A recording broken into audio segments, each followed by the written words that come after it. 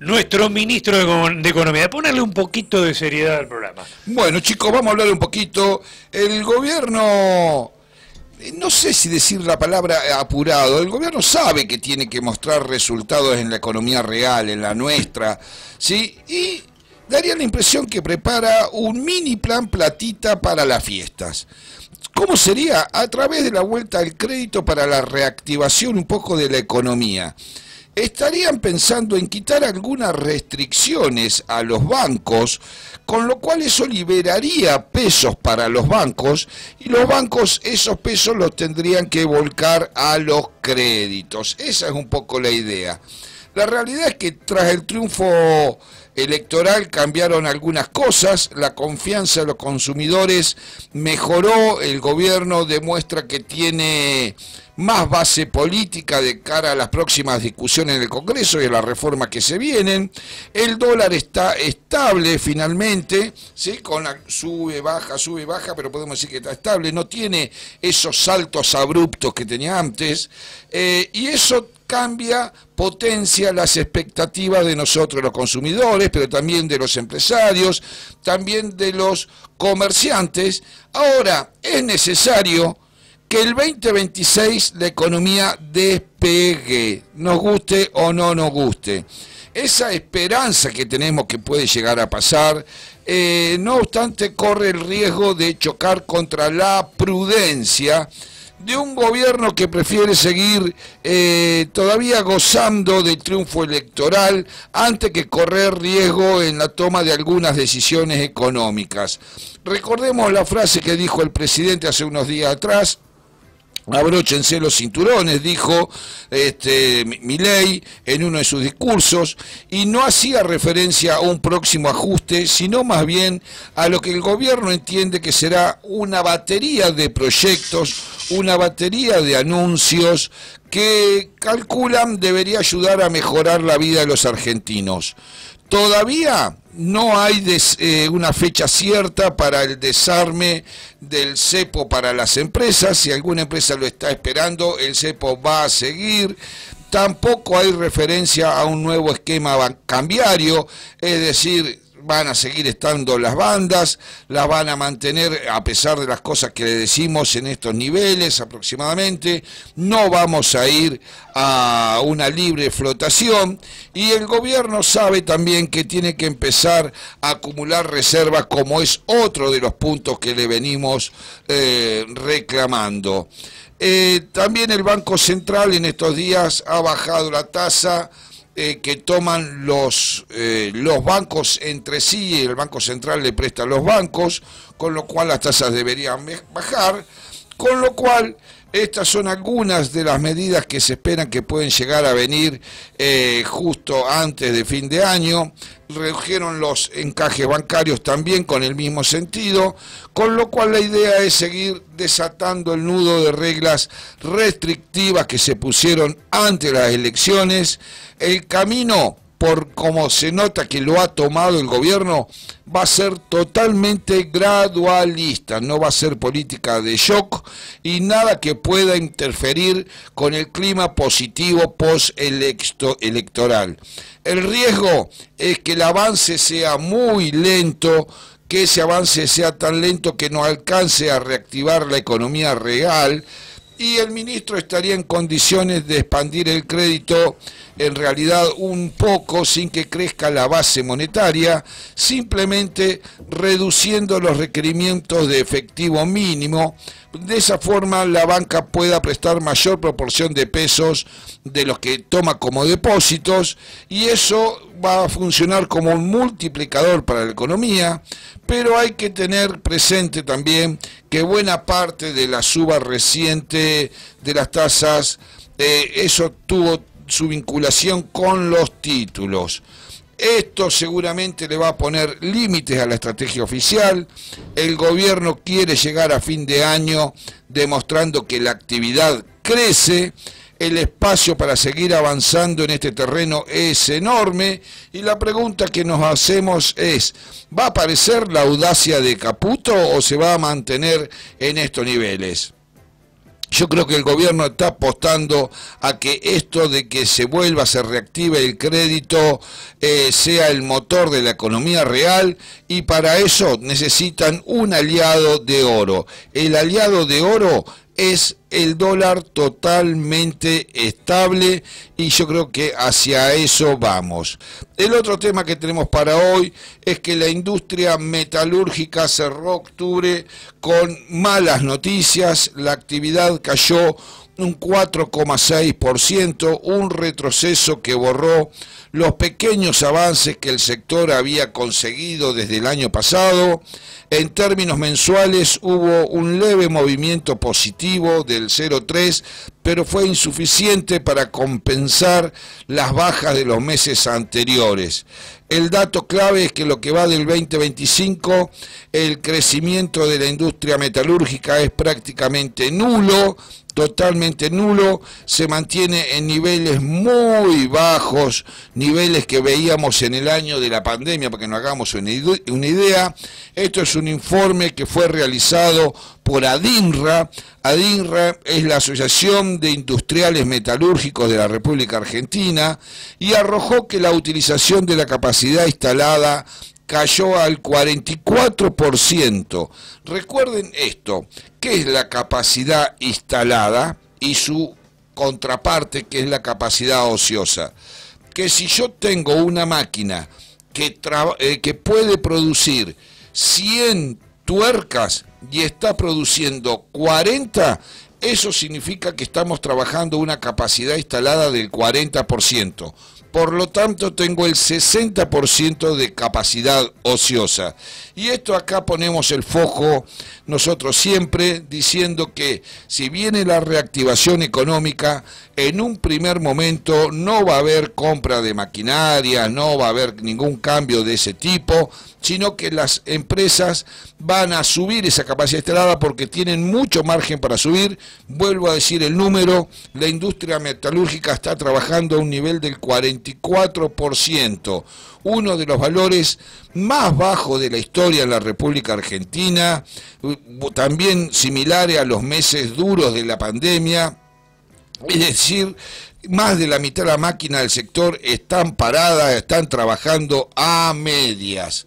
Los rubros que habían dado algo de oxígeno en el primer semestre, como el caso de maquinaria agrícola, carrocería y remolques, volvieron a frenarse, volvieron a moderarse. El agro sigue débil y eso pega directo en la compra de maquinaria, y remolques logró sostener un dato positivo, aunque también con desaceleración. En el otro extremo, los sectores más golpeados en la industria metalúrgica han sido fundición y autopartes, y se le suman caídas en equipos eléctricos, equipos médicos y todo lo que serían productos de metal. E indudablemente la industria metalúrgica atraviesa un momento muy complejo, con niveles de actividad muy bajos. Cuando vos charrás con algún empresario del sector, que básicamente las empresas de Olavarría del sector están radicadas en el Pío, ¿sí? No ven un rebote cercano las empresas. El 67 espera que su producción se mantenga o caiga. El 83 no prevé aumentar personal. Escucharon bien, el 80% de las empresas metalúrgicas no tiene previsto aumentar personal, inclusive están anticipando algún que otro recorte, con lo cual el sector está mostrando números muy flojos que complican el panorama. A este escenario complicado se suma un dato incómodo, que es que están entrando más productos del exterior, es decir, las importaciones metalúrgicas, para que nos hagamos una idea, subieron un 18% en dólares y un 47% en toneladas. Sí, escucharon bien, un 47% en toneladas, con lo cual las perspectivas del sector siguen siendo muy complicadas. No vemos una reactivación por este lado, con lo cual, muchachos, pie de plomo para los empresarios del sector. Y el último tema que quería tocar hoy tiene que ver con la reforma impositiva. Se filtran cada vez más datos de por dónde vendría la reforma impositiva y básicamente se centra en la simplificación del sistema tributario, reducción de impuestos, fomento a la inversión, pero muchas de las propuestas implican una baja de la coparticipación de impuestos a la provincia, por eso son las reuniones con los gobernadores, ¿sí? Con lo cual, el gobierno hoy, yo creo que la reunión con los gobernadores los necesita sí o sí porque no le alcanzó la cantidad de diputados y senadores con el triunfo electoral, de ahí esto que Adorni se está rompiendo la cabeza. El gobierno de Javier Milei, es cierto, consiguió un triunfo en las elecciones legislativas, mejor que el que se esperaba, y este sorpresivo giro que logró dar en la provincia de Buenos Aires y las victorias en distritos como Córdoba y Santa Fe han sido la clave para inclinar la balanza a su favor, robustecer la libertad avanza en el Congreso, pero necesita acuerdos y se dieron cuenta, ¿sí? Necesita acuerdos con los gobernadores y se dieron cuenta. El gobierno, estuvimos sacando algún que otro número, podría contar a partir de diciembre con los aliados y todo lo demás, con unos 100 diputados aproximadamente, esto que le garantiza el tercio del recinto, con el que puede bloquear algún intento de la oposición para rechazar algún veto, algún decreto, incluso sin necesidad de algunos apoyos de algunos otros amigos. Sí, igualmente para aprobar la reforma impositiva necesita sostener a todos los amigos, buscar nuevos amigos para tener mayoría. ¿Sí? ¿Por qué? Porque si no, no llega a la votación. Los ejes principales de la reforma impositiva que propone el gobierno son, como te decía, primero, simplificación del sistema impositivo, que es una reducción de la cantidad de impuestos nacionales para eliminar directamente algunos impuestos que tienen muy poca relevancia, muy poca importancia, y de esa forma ayuda a disminuir la carga administrativa y el costo de cumplimiento fiscal. El gobierno sabe que de 120 impuestos que tenemos hoy dando vuelta, solo 10 explican el 90% de la recaudación. Con lo cual todos los demás, todos los otros 110, hay que empezar a derogarlos. Y el primer paso sería eliminar unos 20 impuestos aproximadamente en este esquema de simplificación del sistema tributario. El otro punto que seguramente viene por acá también, la reforma impositiva, es el impuesto a las ganancias para las personas físicas. El ministro adelantó que la reforma tributaria va a incluir una baja de este impuesto para los trabajadores en relación de dependencia y jubilados. El gobierno también presentó, como te lo veníamos diciendo, el proyecto de ley de inocencia fiscal para el plan Colchón, esto que impulsa un régimen simplificado de ganancias que, si bien está vigente por decreto, tiene muy pocos adherentes hasta ahora y no da seguridad jurídica a ese sistema simplificado de ganancias a los dólares del colchón, porque está trabado en el Congreso, y esto es lo que se va a votar de acá a fin de año. El otro punto que tocaría esta reforma impositiva es la autonomía fiscal provincial y algo que yo ya te había adelantado, que es el super IVA. Esta propuesta, que van de la mano, incluye la devolución de facultades a las provincias en los impuestos recaudados por el Estado Nacional, con lo cual esto generaría una competencia impositiva entre las distintas provincias, con lo cual acá las provincias se van a ver obligadas a ser más eficientes en su administración. Y a su vez esto va de la mano con la creación de un super IVA provincial, donde la nación cobraría un IVA de un 9% y el resto hasta llegar al 21%, lo cobrarían las provincias en un régimen de competencia fiscal donde tienen que tratar de atraer inversiones y la parte impositiva es clave. El objetivo principal en este punto es que este nuevo esquema del IVA reemplace algunos impuestos provinciales, como es el caso de ingresos brutos, y reemplace algunas tasas municipales como la de seguridad e higiene, que sabemos que son altamente distorsivos y son, como nosotros decimos en el impuesto, acumulativos. ¿Qué significa acumulativos? Que cuando vos pasás del fabricante al mayorista, del mayorista al minorista, de todo, cada uno le va agregando ese impuesto y se va acumulando, con lo cual prácticamente terminás pagando impuesto sobre impuesto. Y el último punto que se tocaría sería la revisión del gasto tributario.